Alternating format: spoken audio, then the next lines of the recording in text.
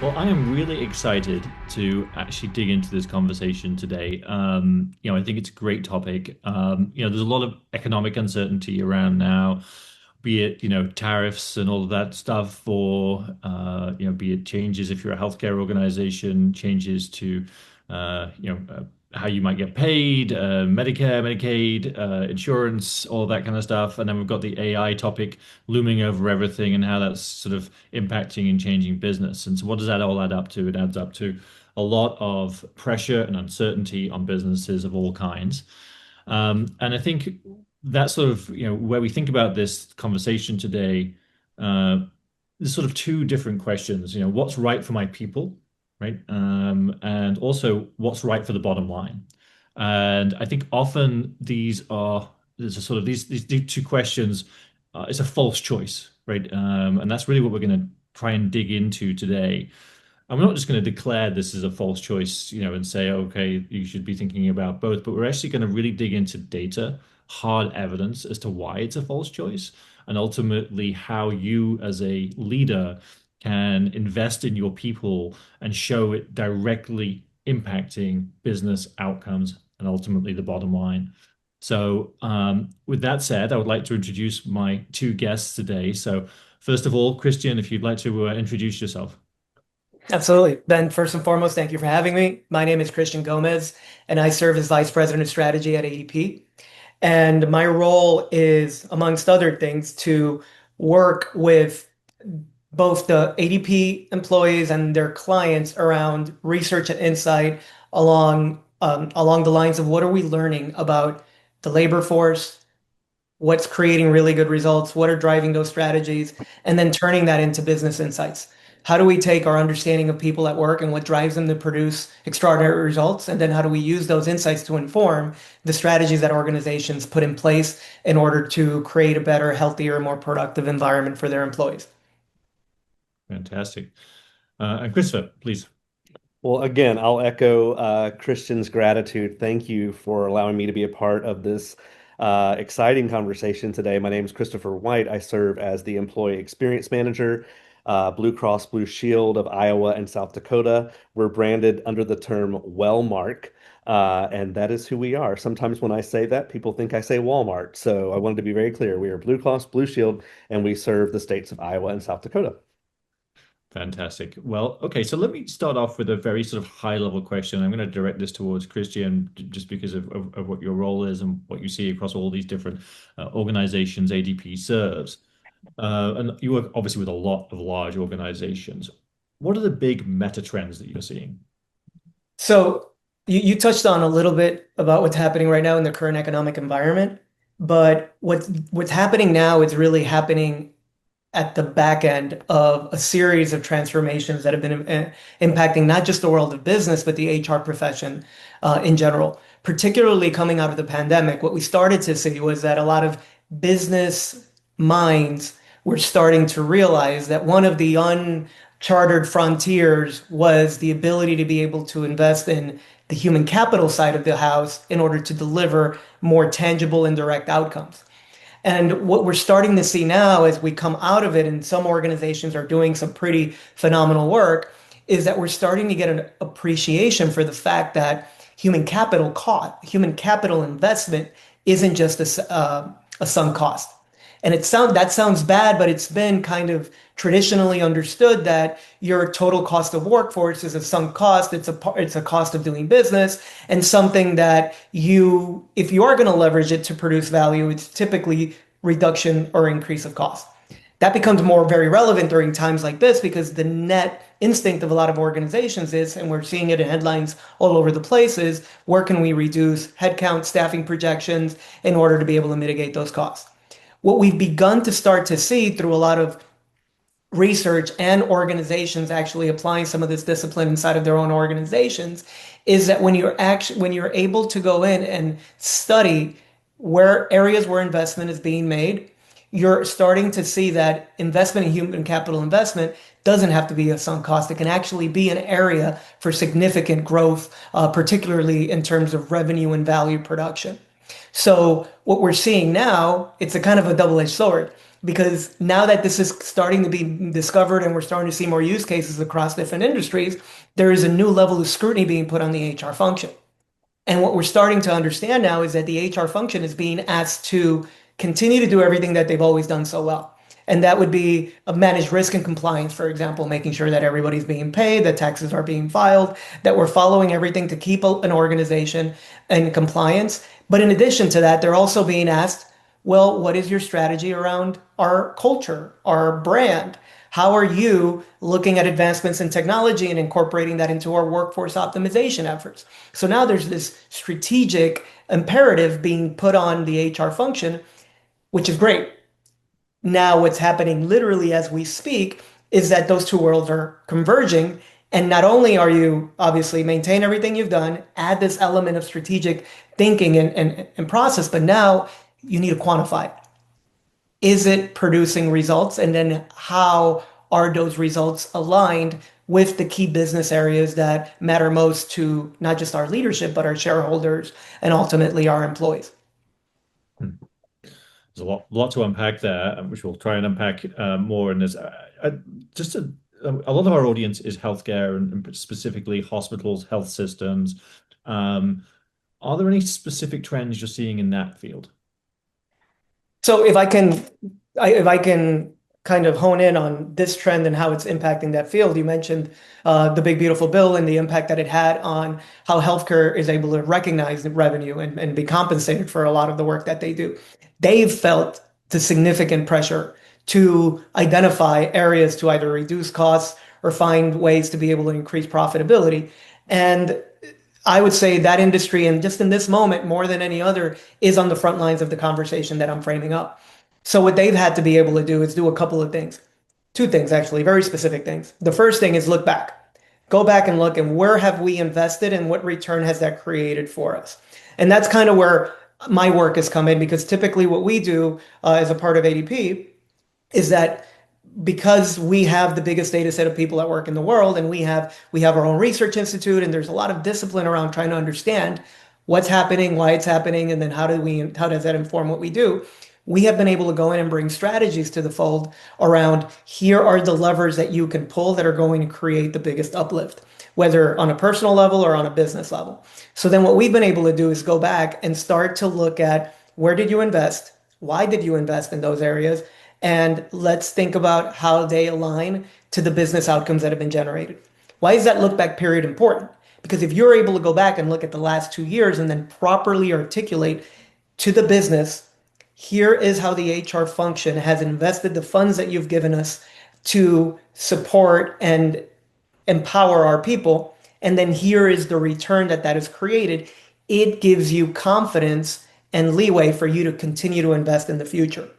Why? Why is that key? Because right now, as I look at organizations across the board, but specifically in healthcare, HR functions are being tasked with cost reduction, reduce costs. What were your budgets? You need to shrink the budgets or you need to revisit staffing projections. But if they're able to sit down and identify the investments that we've made have generated a significant return, then it makes it so it changes the conversation on the finance side. Because what I've seen on the finance side is when we sit down with the finance leaders and we start to articulate and create direct connections between those investments and value that has been generating over a previous period, they start to change their approach to the HR function. And then when we start to look at future investments and go, here's what we did in the last 2 years, here's what we're planning to do in the next 12 to 18 months. Here is why you should maintain our investments. Or in some cases, we've had instances where we walk in and are able to articulate the things that they've done and what they're planning on doing in the near term. And those budgets will either be honored or they'll even be increased because they can demonstrate the ability for that human capital investment to actually generate a greater return. That actually brings me on to last question I have for you, Christopher, Christian, before I bring Christopher in, which is the misconception that investments in people are kind of feel-good strategies, right? And not revenue-generating strategies, which is exactly what you're hitting on. What data or research do we have to substantiate the financial value of uplifting our people?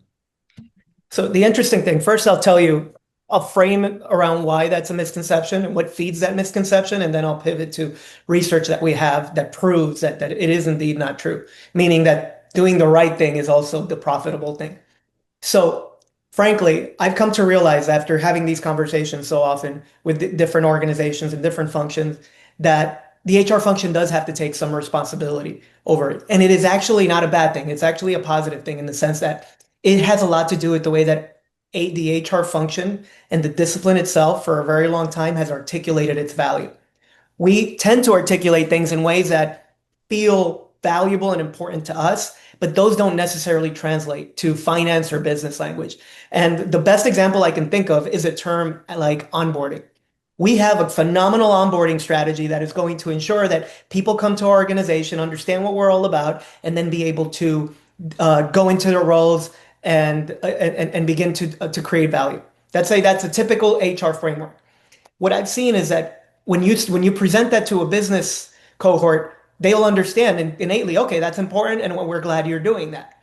But a simple shift in language, which then feeds the way that you measure the impact, would be something along the lines of instead of using the term onboarding, use the term speed to productivity. What is the HR function doing to increase speed to productivity with people that are entering the organization? So then what does that look like in practice? That means that the HR functions needs to start to look at what are we measuring? When are we capturing the moment that somebody goes from being somebody that we're recruiting and selecting to day one in a training environment?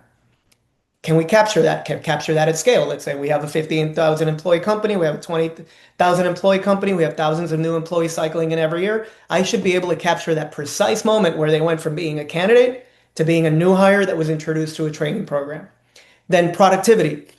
How are we as a business defining productivity? What is that action, that engagement that means that this person is now generating revenue? Boom, you captured it, right? So let's say that period is a period of 2 weeks, 2 months, 3 months. It is now being captured. So then there's a couple of things that now HR can do whenever they're talking about onboarding, anything investment in onboarding, whether it's a new tool, whether it's streamlining the process or doing something you think is going to be more effective. Now you can start to benchmark and actually measure that. Did we reduce the time that it takes for an individual to start training and then start being productive for the organization? If you did, all of a sudden you can quantify that. Let's say you streamline it by weeks. It used to be 2 months, now it's 6 weeks. What do those 2 weeks equate? That can be turned into something as simple as employee productivity would be average salary for the employees in those roles that were hired divided by the number of full-time employees divided by the number of hours in a week, and then all of a sudden you have a number. So next time the HR function is talking about onboarding, they're talking now about speed to productivity, and there's a tangible number connected to it in terms of value that is being generated. Give you one more example just around that one.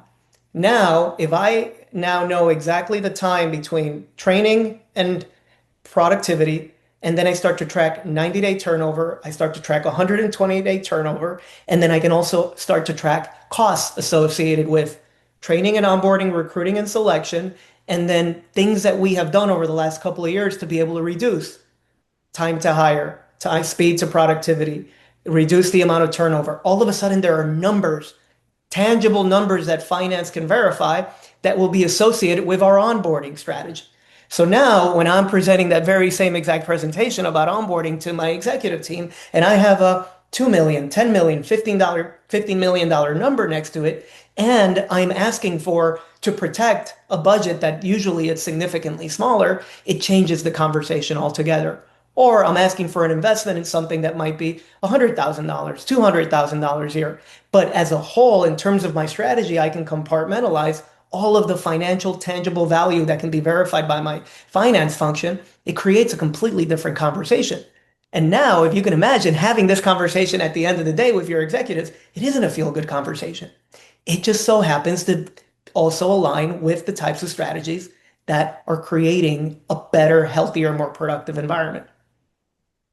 I love that. Speed to productivity. I've not heard that before, and I think that's an awesome way of thinking about the onboarding process because ultimately, if HR is going to be truly have a seat at the table, right, which is what it should have, then it needs to be able to speak the same language, the CFO and the CEO and the other C-suite executives there, which is exactly what you're speaking to, right, and tangible, specific metrics and outcomes, moving away from that feel good conversation to no, these are tangible results. This is bottom line, saving money, improving profitability, and giving us specific business outcomes. Love it. And just be mindful that that's just one example. The HR function is creating value across the spectrum. If I may just give you one other quick use case, which I love because of its simplicity, would be I work with another organization, very, very large, over 150,000 employees. The only reason I mention that is because the impact of scale.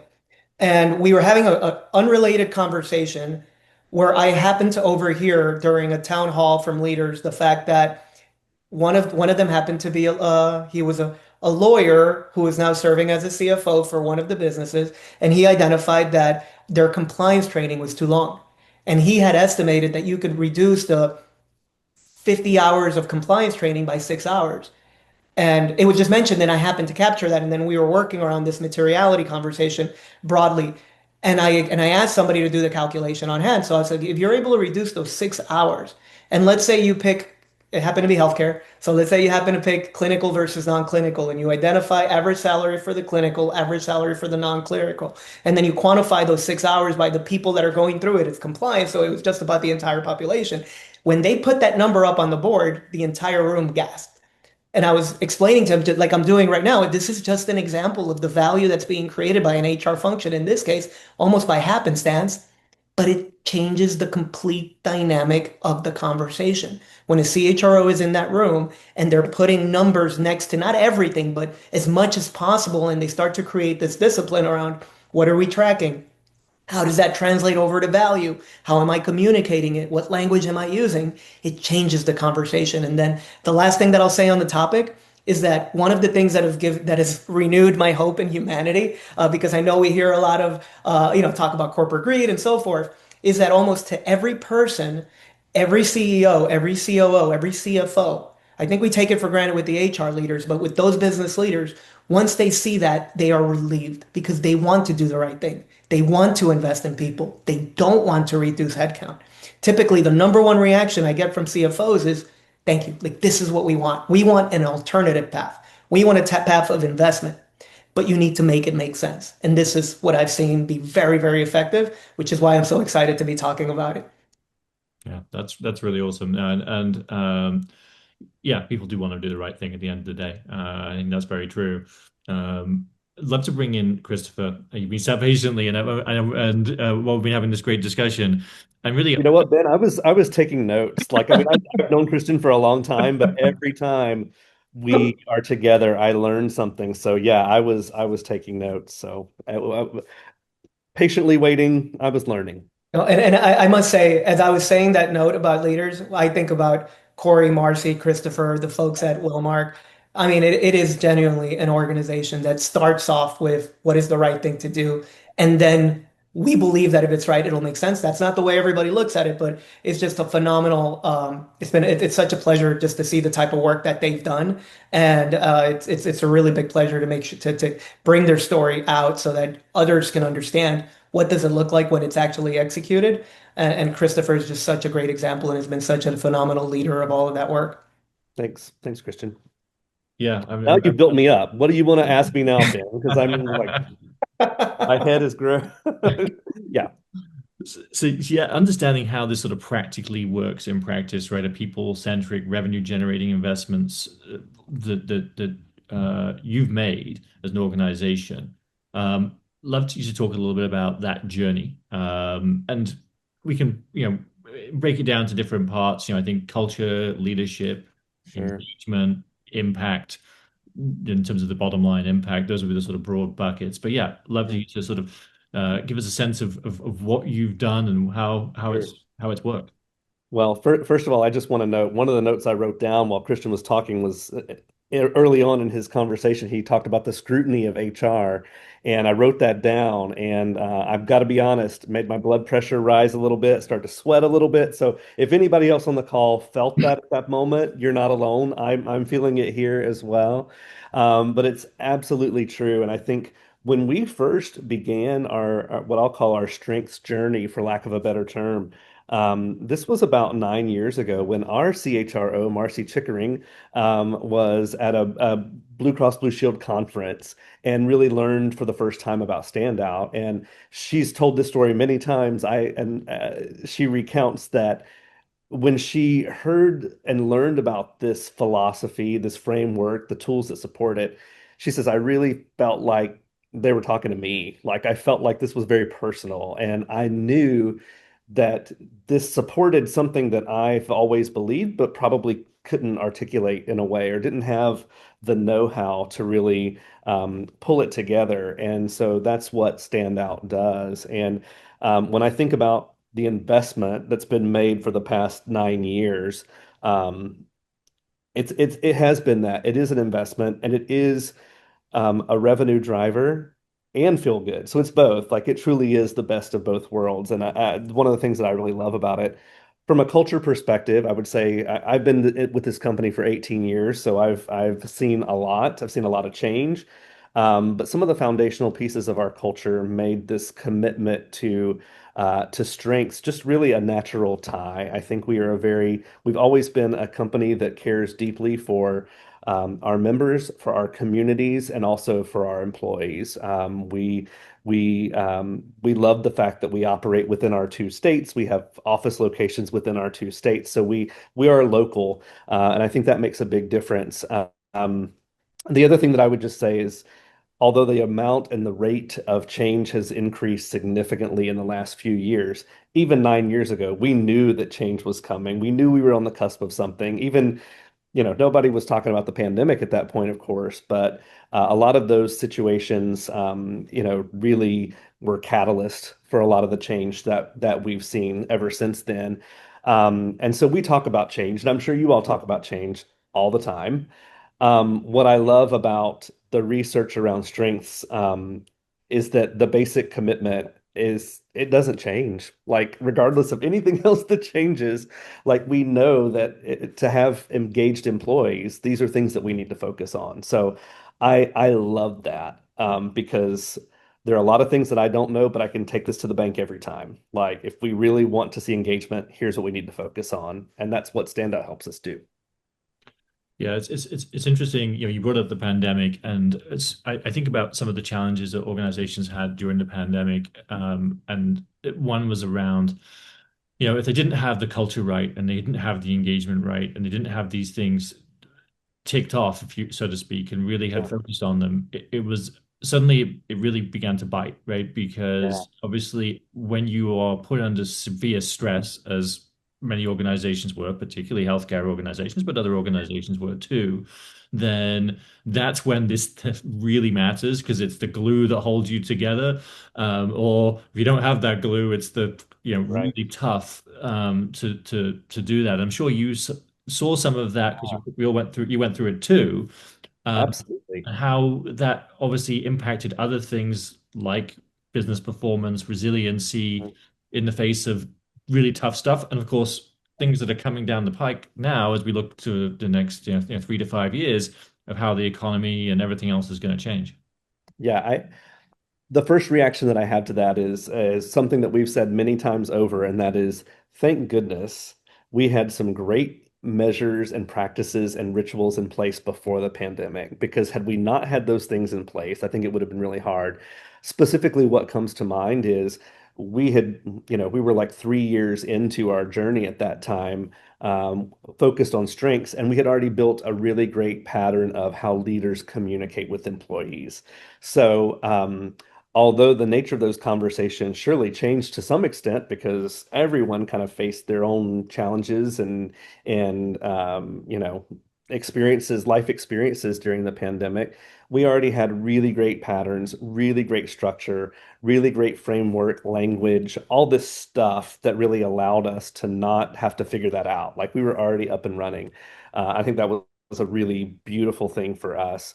And a lot of leaders at that time felt like not only were they asked to be leaders, but they were asked to be psychologists. They were asked to, I mean, they were tasked with leading in completely different ways that there was no rule book for. But again, I go back to what I said before. If we want people to be engaged, I mean, we know what's necessary. Critically, 2 points, like people need to be doing work that strengthens them, that they feel good about every day. Like that is core. If you're not doing work that makes you feel a certain way, you're not, it's going to be really tough to stay engaged. The other thing is we need to know what's expected of us very clearly. And so we were already having those kinds of conversations before. And so when the chaos of, we all moved to working at home and we didn't have any kind of technology to have, web meetings or any, I mean, at first we were doing it all by phone. Like it was crazy. How did we even survive that? But we were having the right kind of conversations. We were focused on the right things. And I will tell you that, when we first introduced our focus on strengths and our commitment to stand out and started this collaboration with ADP, um, a lot of our leaders were like, we're already doing this. Like we already have these kind of conversations. And so we said, okay, like tell us about the conversations you have. They weren't exactly the kind of conversations that were researched that said, hey, the best leaders talk about this stuff. But it was easy for us to say to leaders, okay, then we're not asking you to do something more. We're just asking you to change some of the words, change some of the questions. You're having these conversations anyway with your people, but like instead of just asking them, so like what are you focused on, or what happened in the past week, or what's coming up? Start asking them how they feel about that stuff. Like let's try to understand the emotion around it and the emotion behind it. And that's a great predictor of how people are going to feel. And when they feel good, they're going to be more successful. They're going to be more productive. So as you can see, I could go on and on and on. I'm going to pause so you can ask another question or at least jump in. Yeah, I think maybe just for the audience to help orientate a little bit about what the strengths approach is, and sort of how it's different from perhaps other approaches. I think most people in life tend to focus on weaknesses, for Yeah, whatever we reason. Yeah, we use the example of, like if your kid gets a report card and they have, a variety of different grades, but it's really natural to focus on the lowest grade and say, what is going on? For my kids, it's going to be math every time. They inherited it from me. I'm sorry, guys, but like it's not my area of strength. Um, what this philosophy and this framework is all about is truly how do you see the best of people first? And instead of talking about the lowest grade, let's talk about the highest grade and why that is the highest grade and what do you love about that subject.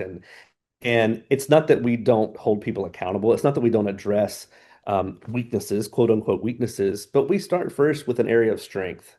And we know that there's been a lot of studies, Christian could speak to them better than I could, but research that has shown like when we focus development around areas where we're already strong, we're going to be exponentially more successful than if we give attention to a weakness. Now, we can improve it, but it's not going to see the same level of improvement than if we're in an area where we're already strong. So, the framework and the philosophy around this, it just leads to conversations to say, you know what, we'll just pretend. Ben, I'm your leader, Ben. Ben, like, I know what you love to do. I know what makes you feel strong. Tell me about the best part of your week. Tell me about the worst part of your week. And what is next week? Like, what's on your agenda? And are you set up to have a good week based on what we know? Like, and if not, what are we going to do about it? Because I know as your leader that if you have a week full of just drudge, like work that you do not want to do, like we want to help you with that. And I'll share a brief example that is one of my favorites.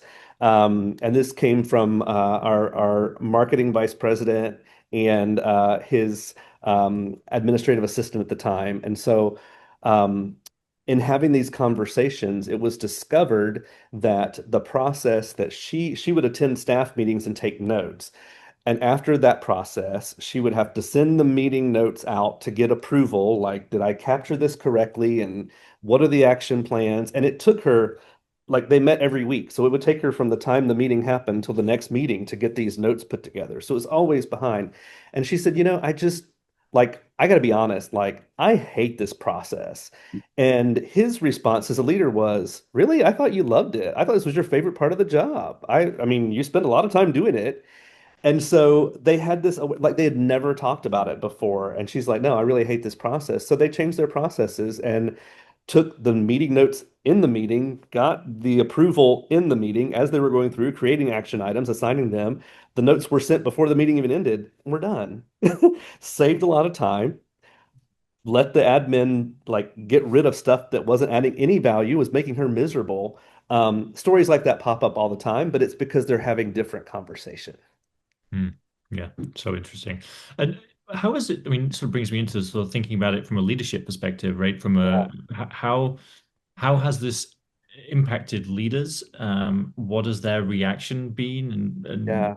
how they use this?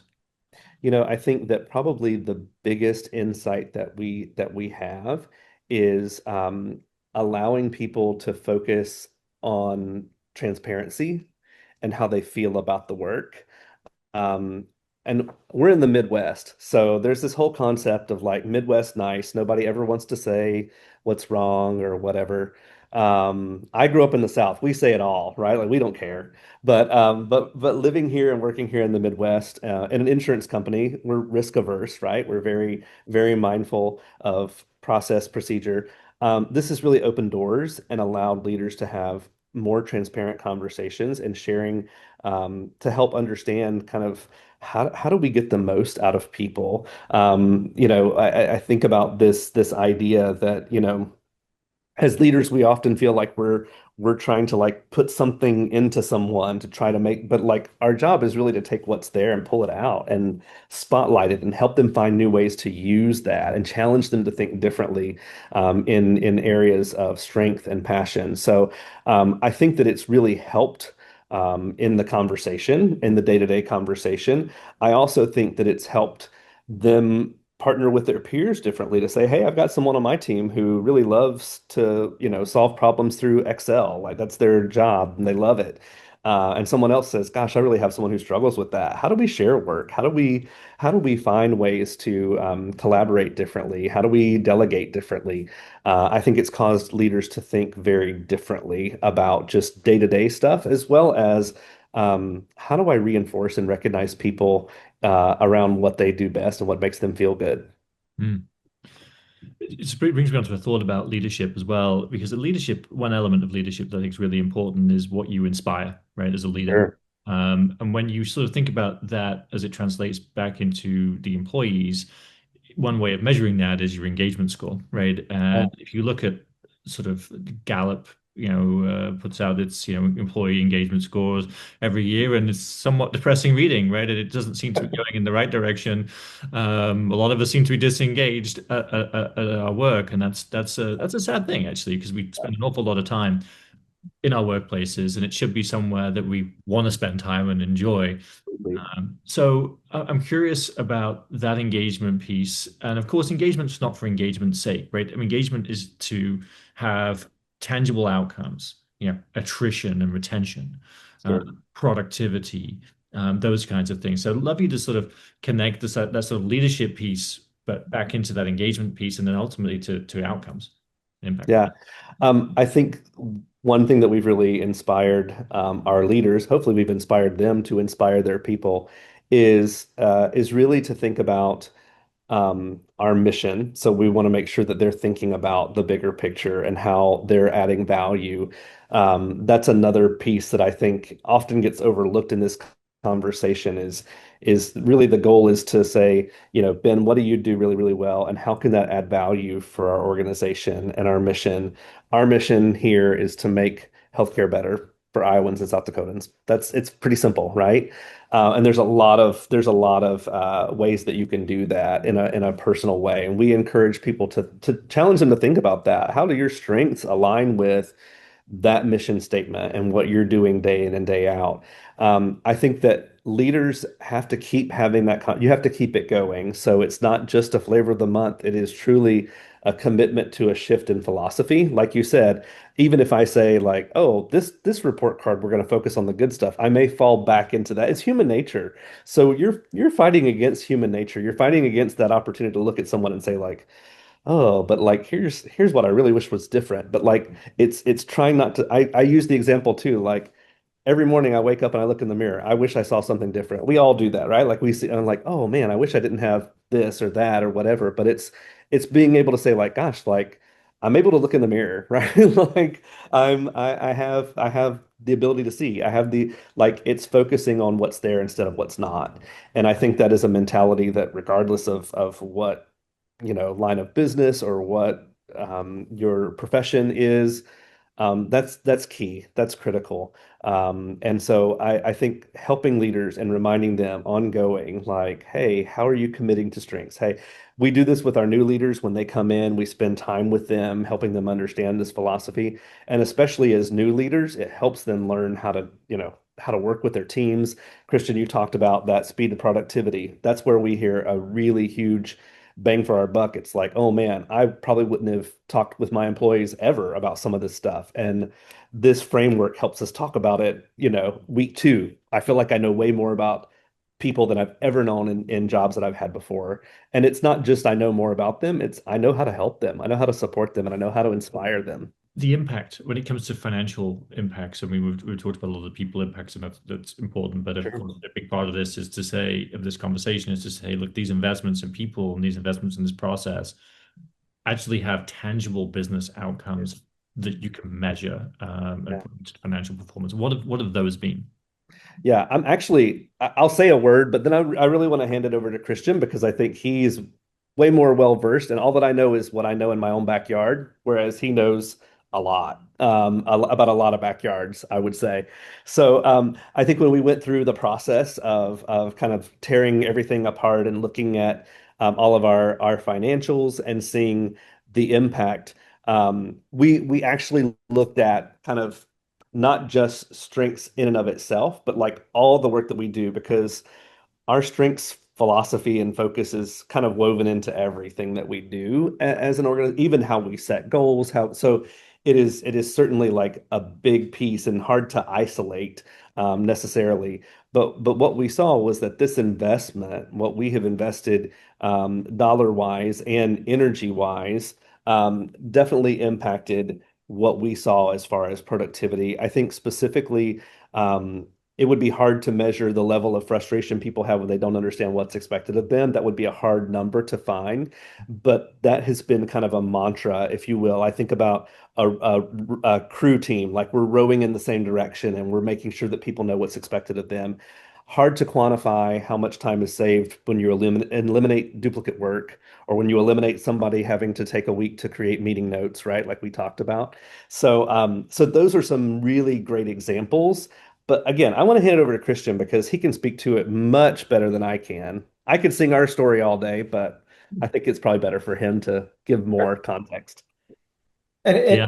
yeah, Ben, if you like, I can also kind of like punctuate the Wellmark story and then show how that kind of can apply more broadly. But on the Wellmark side, if you look at the strategy that I put in place that obviously Christopher did such a great job of articulating, uh, it was very important to be able to quantify and create a really intentional culture that drove everything else that came behind it. But if you're thinking about, for example, like how do you even get started? How do I get started in my organization? In the Walmart case, you start to look at what is our, from a business perspective, what is our biggest, most important business impact? And if we look at the type of work that the folks at Walmart do is they take care of people that need to be insured during the time of greatest need, right? It's a very important job, something that they take incredibly seriously, right? And how do you measure that? How do you measure the satisfaction of your members? For them and organizations like them, their NPS scores mean everything. It is the holy grail. How are our members feeling? Do they feel like they're getting the service that they need and that they deserve? And that's one of the things that we wanted to, when we work with organizations like a Wellmark, is identify how your engagements are having a material impact downstream on what you're doing. How would we do that in another industry? Just give you two more examples. For example, retail. We work with a large retail organization that has manufacturing and retail. And when we begin speaking with them, the first question is, what is most material to your organization? There's a million types of ways that your employees create values, but which are the ones that are most relevant to the bottom line? They identify two things: quality of our products and sales revenue. Are people being attracted to our brand and buying our so those are the two things. So then what they would do is go back and go, what is the HR function vis-a-vis its strategies and its investments doing to be able to drive those figures. And they start to identify that from onboarding all the way to talent management, succession planning, performance management, leader effectiveness. You look at it from all of that and you start to map it out. Last example I'll give would be healthcare because we've touched on it. What do healthcare systems care about the most? The most. I'm not saying that's the only thing, but or at the top of the pyramid. It's typically patient satisfaction. Do patients feel like they're getting a good experience when they engage with us? And then secondarily is safety. And you might even flip those around. Safety first and then patient satisfaction second. But those are areas that we would look at. And then we would go back and retrospectively look at what are our existing strategies. What I personally bring to the table is, again, a lot of the things that Christopher alluded to is what this research shows gives us the biggest bang for the buck. What is the thing that we can do that is going to help us create the biggest return on that investment? And that investment doesn't have to be money. It could be time, it could be energy, it could be effort. So that's kind of how the conversation begins, is making sure you're really in tune with your business, what matters most, and then be able to go back and start to analyze different facets of your HR strategy and make connections between our initiative, impact it's having on people first, the people that are doing the work. How does it impact the work? Then, how does that impact our end customer? Whether our customer is one of our members, whether it's a patient, whether it's somebody walking through one of our stores to buy one of our products. How does it impact them? And then finally, how does it impact the bottom line? The last thing I'll say on that note is that, and this is again, not to make anyone uncomfortable, but to challenge every HR leader out there, is every single thing that you do, every dollar that you spend or that you invest in people, or every initiative that's under your purview should be articulated in whether or not it reduces costs or it increases revenue. It sounds daunting, but it's actually not. Everything that you do should be looked at through the lens of, is it creating revenue growth? Is it reducing costs? Hmm. I think it does sound daunting because it's often the causality of some of these things is okay, I do this when these are the outcomes, but there's obviously other things happening in the business that may also be producing those outcomes. And maybe you could walk us through a pragmatic way to calculate those gains, like what inputs matter most, what should be emphasized, what are the strongest predictors of success? Such a great point. And you're absolutely right. One of the things that I've noticed is that everything that we're talking about has to be directional. What we have to be careful with is it's not that HR is trying to take credit for the value being created in an organization. It's that HR is trying to show that it is a good steward of that investment. We are channeling time, energy, money, attention in the areas that are going to create that outcome. So it isn't attribution. It isn't about saying HR deserves the credit for the record sales year that we just had. But it is, here's what HR is doing to contribute to that, and here's what it's informing where we invest and how we invest. So that's a really important clarification to make. Now, in terms of how and what are the best ways to be able to do that, it will fluctuate based off of what the answer is. What is the end outcome that I want to produce? But there's some things that are pretty universal. I'll just use the retail example because I think it's interesting and not as obvious. Talent brand. We talk about talent brand. Why is it so important for an organization to have a strong brand? What do I mean by a strong talent brand? I mean a brand that others in the workforce will look at and go, I would like to work there, or I would recommend my son, my daughter, my cousin, my friend to want to go work there. Why is that important? Even in an area like retail, retail is typically all about the product. But today, as we're seeing, if you look at any retail organization, sustainability has become a really big part of their business strategy. Why is sustainability important? Because consumers actually care about how is the product being produced? Where are the materials being sourced? And who is actually producing that product? Is it somebody in a sweatshop across the other side of the world under unethical practices? Or is it somebody that is being cared for, is respected and valued? It has a material impact on consumers and their subsequent behavior. I'm using that one again because it's a very non-obvious one. Mhm. How do you impact, or how do I measure my impact on our talent brand? I'll give you two ways. One of the things that our research institute did a couple of years ago was create a talent brand promoter index. And what they wanted to be able to identify is how likely is any one of our employees to recommend this as a place to work to their friends and family. So that is a good, create an NPS score for your employees and understand what that looks like on a regular basis, and then be able to draw correlations into what's informing that NPS score. So again, the Research Institute did a lot of corollary research to understand what did we notice happen more often with the people that recommended versus the one that did not recommend. You kind of touched on it. One of the number one things that had a direct correlation with likelihood to recommend your organization as a place to work was your relationship with your team leader. Did I feel like my team leader had my best interest in mind? Do they know me and understand they help me understand what's expected of me? Things like that.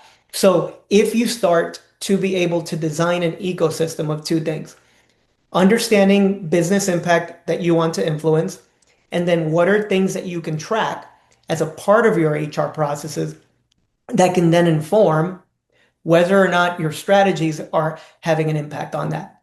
Using Wellmark as an example, we talked about NPS scores. This is the rating that their members give them and say, I feel like I'm being made whole by you. You're delivering what I expect from you.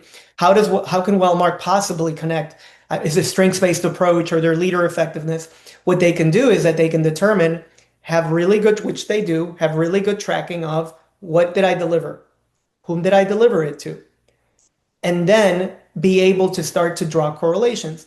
If we delivered this training or if somebody performed this type of activity, what correlation did that have with the intended outcome that we wanted? Oh, it turns out that we found that people that did the right thing were exponentially more likely to produce the outcome that we wanted.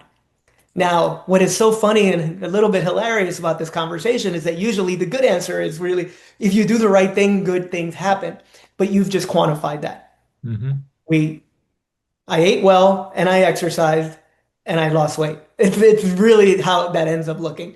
So again, we can go into a lot of detail and there's very different things that we would want to be able to start to measure, but you would look at it by category. You would have an end game in mind in terms of what is the financial impact that I believe that this initiative is driving towards. And then you start to identify what can I count? What can I actually measure? I gave you the example of speed to productivity. I won't lie to you, in my own personal experience, over 90% of companies aren't measuring that. There is nothing in their system that says, when did training begin? When did they begin to generate revenue for the organization? There isn't a running count of average productivity per employee. What does it look like? If you don't have that running count, you can't, then hours, time to fill a new position doesn't mean anything other than, oh, that we want to fill new positions earlier, right? But when you our ability to decrease time to fill a new position by 4 days in the last year equated to $4 million back to our bottom line. That's a completely different conversation. Yeah, no, it really is. And I think when you touched on this earlier, but let's just bring it back up because I think it's such an important element to think about. Obviously, the strong results, right, that you're talking about, but it's also how you communicate them for leaders and especially CHROs. So they can sort of strategically provide information and a narrative to key stakeholders that they work with. Can you just touch on that a little bit? Absolutely. I did an event a couple of months ago, and it was a really interesting event because we had 30 very large organizations represented. 15 were CHROs, 15 of them were CFOs, not from the same organization. So we had different, meaning that they don't have a working relationship with each other. And we had this conversation about human capital materiality and the importance for the HR function to be able to articulate. The fear going in from the organizers we're not going deep enough to satisfy the financial folks, but we might be going too deep and we might lose the HR folks. So if you can imagine you preparing for something like that, it's daunting to hit the right balance. We went in and we had this conversation. We had workshops. We unpacked it with different groups, which is great because you have a finance person and an HR person working together to identify hypotheticals, or in some cases, they use their own industry or organization as examples. When we walked out of there, the finance people were messaging their HR leaders going, I don't know how, but you need to hear this. And afterwards at night, we had an event, so we had a couple of drinks. It was but all of them to a T would come up to me and go, I want to be the good guy. I really want to be the good guy. I don't want to be the one that tells people they need to reduce headcount. I don't want to reject budgets. And if my HR partner is able to help me understand their value the way that you just described, it lets me do what I want to do. I want to be a good guy. I want to help. I want to fund. I need to make it make sense. So what I'm trying to say is it's not as daunting as it seems. We have to lean into this more. I mean, most of you listening probably understand that budgets are no longer being rubber stamped. Very few industries is that happening, and you really have to be able to have a really solid business case around what you're doing, why you're doing it, and how I'm going to do it. So in order to be able to do that, start to rethink everything that you do. Start to work with your teams, even at the junior level, junior HR professionals that are coming in, have them present business impact analysis or linkage with every single initiative that they're working on. You'd be surprised. Your teams are so creative. I've also done work with intact companies, and we have some new people, interns that are coming in from college and working in HR for the very first time. And you tap into their creativity, and all of a sudden they come back in and do that. Why is that important? If you do it from the moment of inception of an HR initiative, you're going to start to establish ways to measure that, because that's always going to be the question you ask. We're going to launch this new onboarding initiative. What is it intended to do? It is intended to reduce the amount of time it takes to train someone and get them to be effective. Great. How are you going to measure that? What are we measuring today? Oh, we're not measuring that. Oh, how are we going to measure it? Like, those types of conversations need to begin to happen organically inside of an HR function at every facet. But, and I'm just giving you generic, what guidance that I would give from like an HR leadership coaching, if you will. But at large, even before you do that, you need to understand your business. As an HR function, you need to make sure that everybody under your care understands what is it that matters most to us. If they come to Wellmark, everybody at Wellmark understands what we're all driving for. Same thing in the healthcare or the retail example that I gave you. If you do that, it's kind of like I use the example of exercise and nutrition. If you're intentional about what you're trying to achieve, you're going to be much more likely to get to your destination. And when you do that, your results are going to be exponentially higher.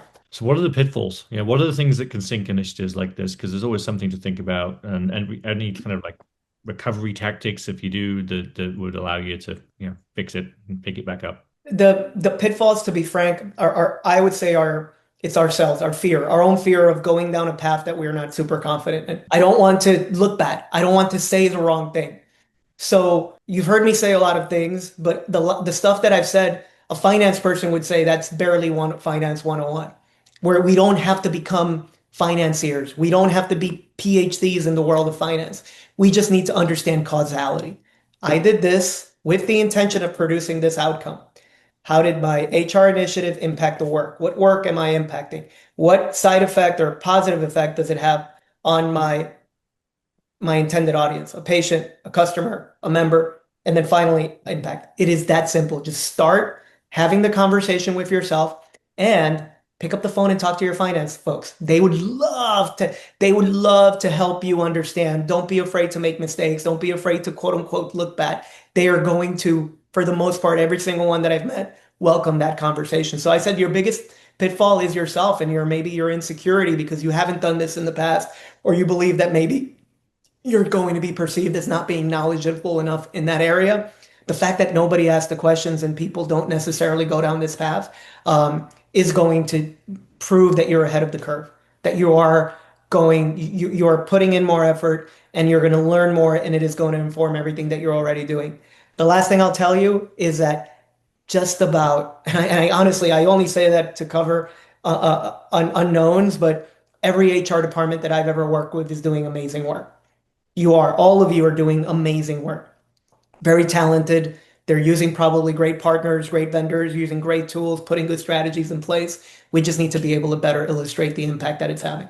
Yeah, no, well said. And I think not having that conversation is its own danger, right? I mean, it's like, yes, the fear of having it, but guess what? If you're not having it, then maybe people are having it without you being involved in it, and that isn't a great place to be either.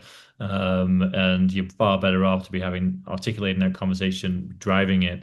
And I think you're right. You'll find a receptive audience because business folks are interested in doing the right thing, and obviously the bottom line, they've got a fiduciary duty to do that for their businesses.